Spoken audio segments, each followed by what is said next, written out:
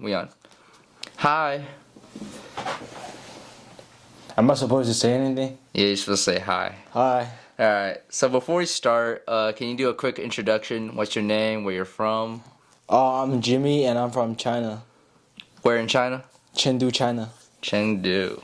Alright, so when was the last time you were home? Last time I was home, it's probably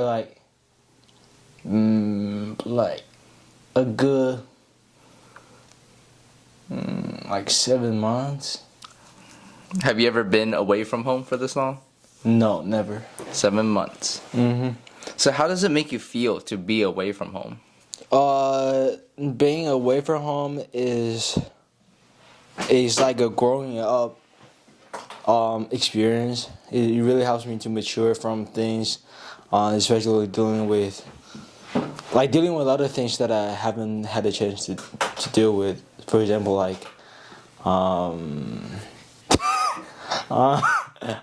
wait, can you cut this bit? Yeah, I can cut it. It doesn't matter. Alright. Actually, I can't think of an example. So but it just helped me. It just helped me mature a lot. Yeah, for example, doing my laundry by myself, and Change your bed sheets? yeah, changing my bed sheet, and doing all the adult stuff. Right. Can you name any words you would associate with the feeling of being away from home? I feel distant. I feel Can't think of a word? Alright, we'll pass on that. yeah. Alright. So can you define home? What does home mean to you? Oh, I've written a whole essay on this. Alright, tell me about it. Home. So home. There's this physical home, say like a residency of yours. So like you live in there and you kind of just call that place your home. And there's your spiritual home where you feel the most sense of belonging and sense of connection.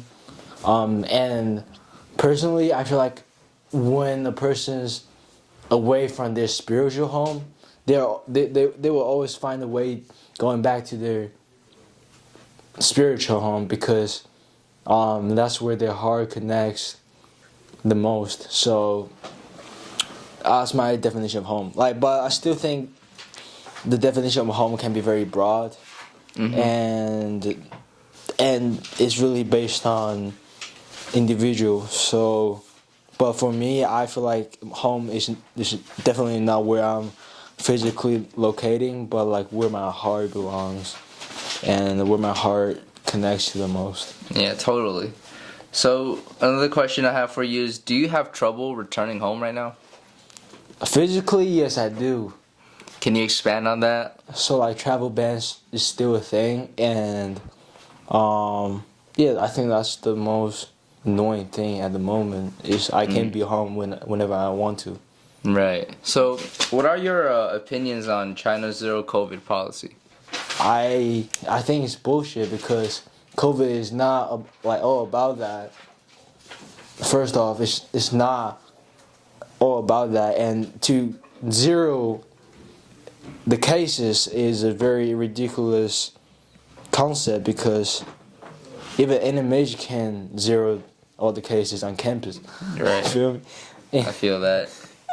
So I feel like it's really ridiculous for a country to do that, and most importantly, for people who are not in the country, it's very hard to get in, and just really miss home, and it's very annoying because I can't imagine this is such a thing in 2022.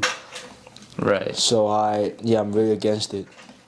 So should China also move towards living amongst COVID instead of trying to control it entirely? So you can find a balance between these two, right?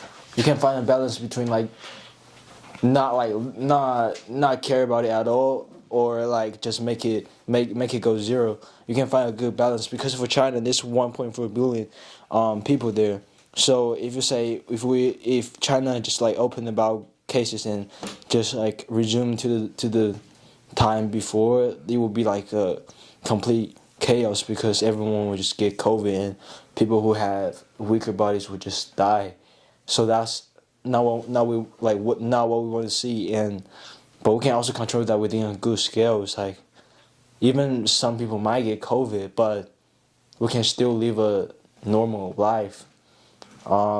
Like just keep eating like moderate. COVID will just become Right. like a thing that just comes and go. Right. I agree completely.